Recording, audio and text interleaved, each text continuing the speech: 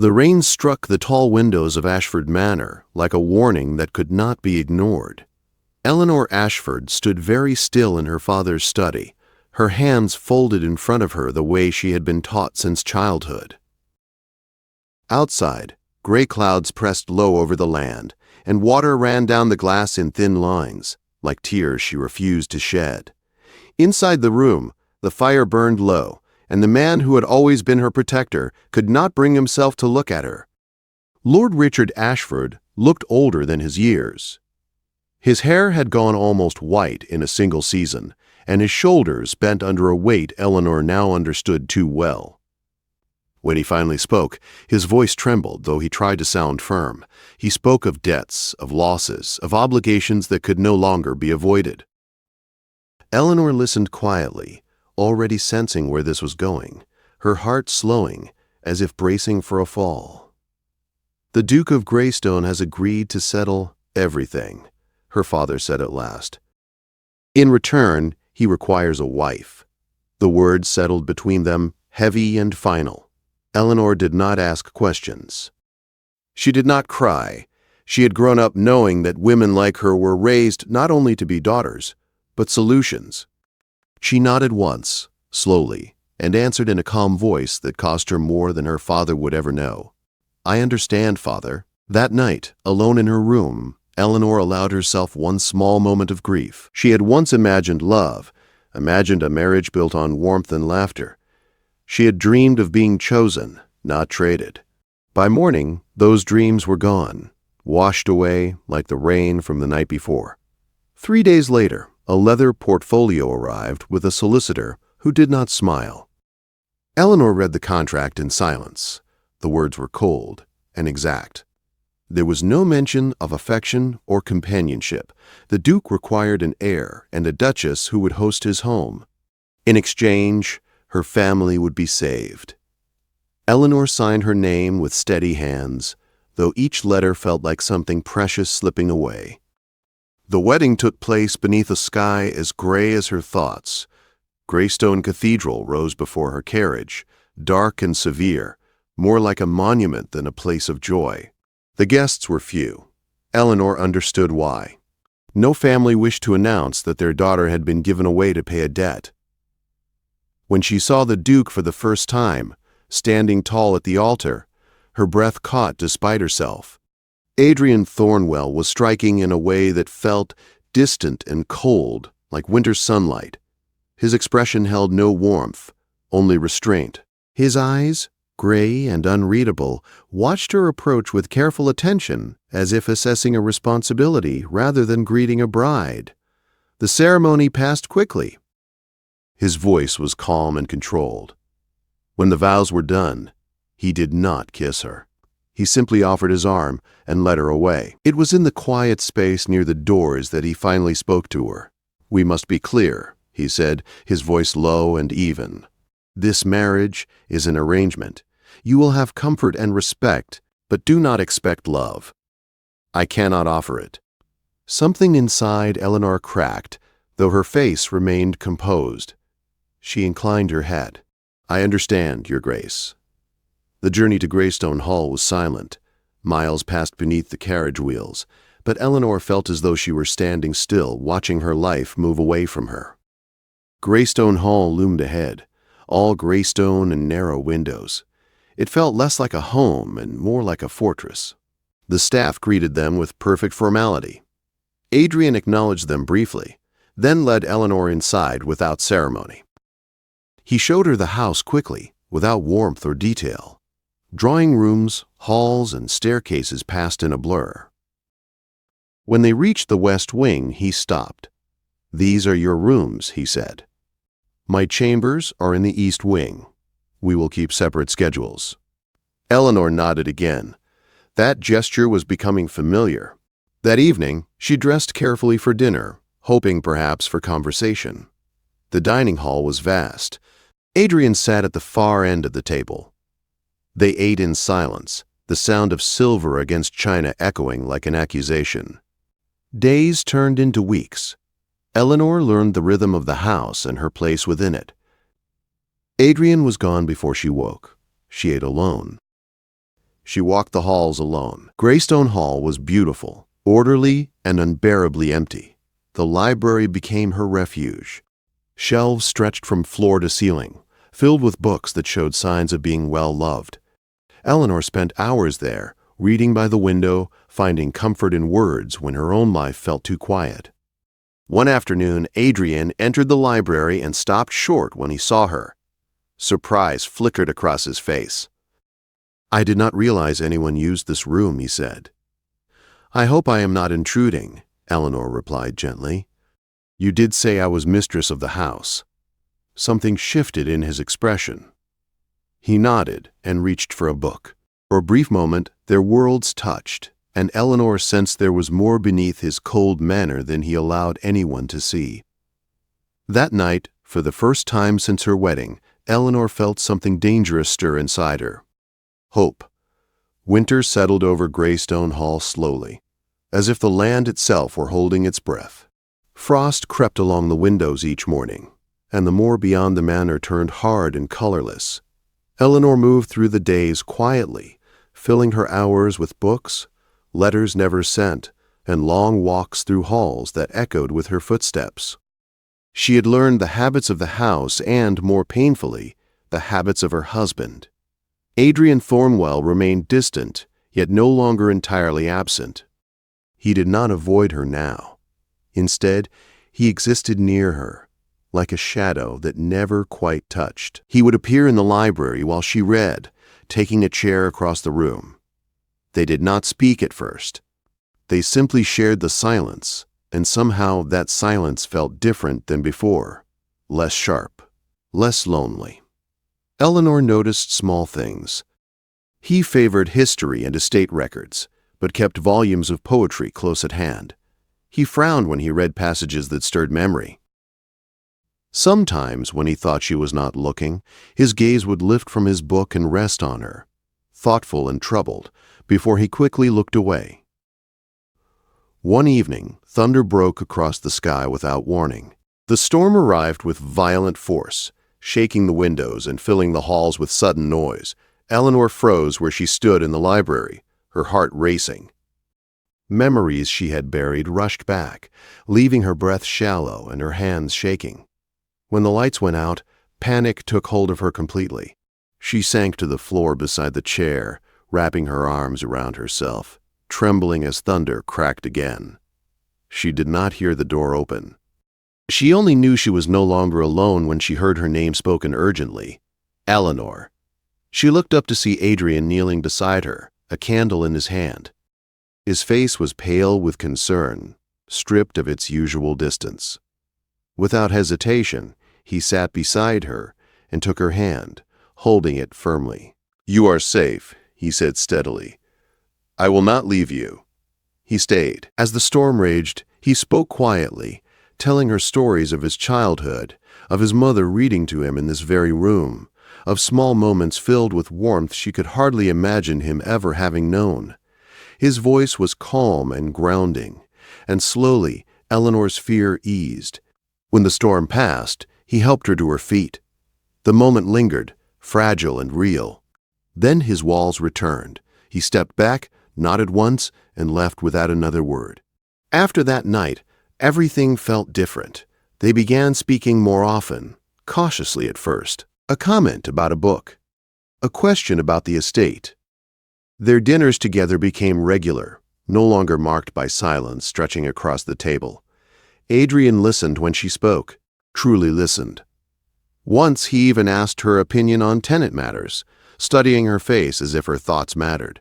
Eleanor found herself falling in love slowly and painfully, knowing she should not, knowing it could only end one way. The gardens drew her attention next. Though overgrown, they held signs of careful design. When she asked Adrian for permission to restore them, his reaction startled her. Pain crossed his face, raw and unguarded. "They were my mother's," he said. "No one has touched them since she died." Eleanor understood at once. She apologized, but Adrian surprised her by granting permission. The next morning, she began the work. Days later, she looked up from the earth to find Adrian beside her, sleeves rolled, hands in the soil. They worked together in silence, something intimate growing between them with every shared moment. That closeness frightened him. One evening, seated near each other by the fire, Adrian reached for her hand. His fingers hovered inches away before he pulled back abruptly, standing as though burned. "I should not have," he said harshly. "Forgive me." He left her alone with tears she refused to shed and the certainty she could no longer deny. She loved him. The next day, Eleanor avoided the library. Her heart could not bear the fragile hope rising and falling at his command. It was then that Mrs. Davies spoke to her quietly, revealing the truth Adrian had never shared. He had loved once before. His first wife had died in childbirth. His love, he believed, had killed her. Understanding came like a blow. Adrian was not cold because he lacked feeling. He was cold because he feared love itself. That night, as snow began to fall, Eleanor made her decision. She could not live this way any longer. Love without warmth was another kind of loneliness. Before dawn, she wrote a letter and began to pack. When Adrian entered her chambers and saw the trunks, something inside him broke. "You cannot leave," he said, his voice unsteady. "I must," Eleanor replied quietly. "This marriage is killing me." She tried to go, but every door was locked. Adrian stood in the entrance hall, undone and desperate, admitting everything he had never allowed himself to feel. "I love you," he said at last. "I have loved you for months."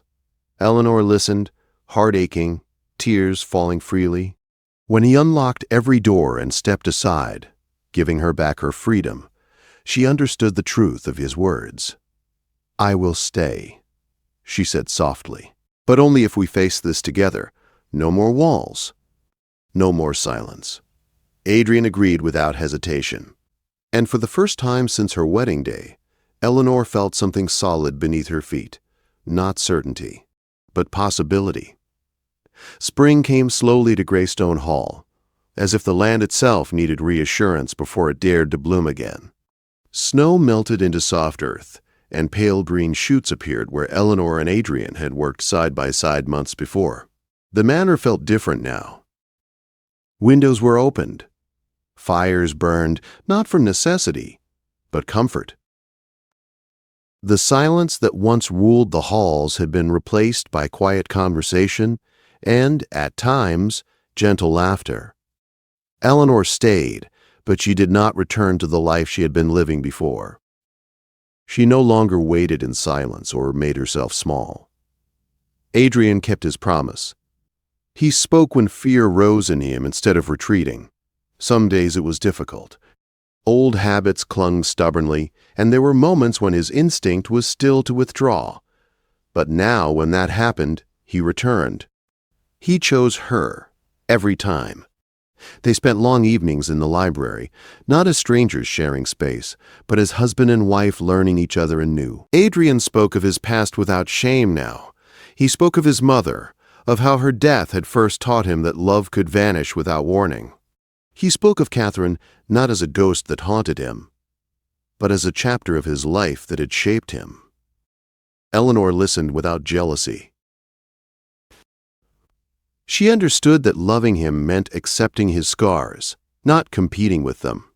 Eleanor, in turn, spoke of her childhood, of growing up in a house where appearance mattered more than affection, of learning early how to behave, how to endure, how to be useful. Adrian listened with a tenderness that still surprised her. He did not interrupt. He did not minimize her pain. He held her hand and let her words settle between them. Trust grew slowly, like the gardens outside. It required patience, care, and the willingness to face discomfort. There were days when fear returned, sharp and sudden, especially when Eleanor fell ill with a simple fever one night. Adrian did not leave her side. He sat awake until dawn, terror plain on his face, until she opened her eyes and smiled weakly at him. "I am here," she whispered. Only then did he allow himself to breathe. Their marriage, once a contract, became a partnership. Adrian invited Eleanor into every part of his life. Estate matters were discussed together. Decisions were made jointly. The staff noticed the change quickly. Mrs. Davies watched with quiet satisfaction as her master softened, as the Duchess moved through the house with confidence and warmth instead of restraint. The gardens flourished under Eleanor's care. Roses bloomed again where weeds had once ruled. Paths were cleared. The fountain was restored, water flowing once more like a promise kept. Adrian spent hours beside her there, hands in the earth, speaking of plans for the future with a hope he had once believed dangerous. One afternoon, as they rested beneath an old oak tree, Adrian spoke carefully. "I have been thinking about children," he said. "Not from duty, from hope." Eleanor reached for his hand, understanding the weight of what he was offering. "When the fear no longer rules you," she said gently. "When love feels stronger than loss." Adrian nodded. He did not rush her. He did not rush himself. Love, Eleanor learned, was not a sudden blaze. It was a choice, made daily. A hand reached for instead of pulled away. A truth spoken instead of hidden. And in that choosing, they found something deeper than passion alone. They found safety. 2 years passed. Greystone Hall stood transformed, not by wealth or grandeur, but by life. The gardens were alive with color. The halls echoed with footsteps that moved with purpose rather than avoidance.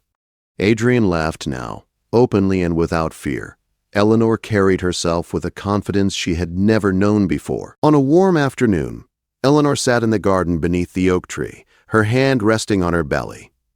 Adrian knelt beside her, his expression filled with wonder as he felt the movement beneath her palm. "Our child," he said softly, his voice full of awe rather than fear. Eleanor smiled, tears bright in her eyes. "Yes, our child." Adrian pressed his forehead to hers, gratitude and love written plainly across his face. He no longer feared happiness. He no longer waited for loss. He had learned that loving deeply did not summon tragedy. It gave meaning to survival. They read together often now, sometimes aloud, sometimes in comfortable silence. The library remained their sanctuary, the place where everything had begun. Adrian commissioned a portrait of Eleanor there, seated by the window with a book in her hands, light falling gently across her face. It hung beside the portraits of his ancestors, not as decoration, but as truth. She belonged there. Eleanor sometimes thought back to the night she had packed her trunks, to the doors locked in desperation, to the pain that had driven her to choose herself.